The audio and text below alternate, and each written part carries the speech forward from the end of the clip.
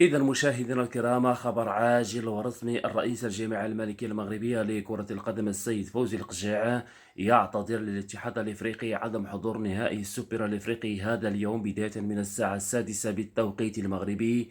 النهائي الذي سيجمع النهضة بركان المغربي الذي فاز بكأس الاتحاد الإفريقي وبيراميدز المصري الذي فاز بدوري أبطال إفريقيا.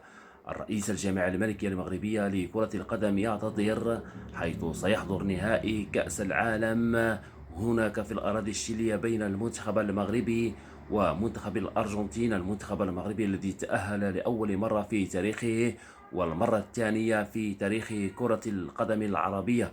النهائي سيقام إن شاء الله غدا الأحد بداية من الساعة 12 بالتوقيت المغربي.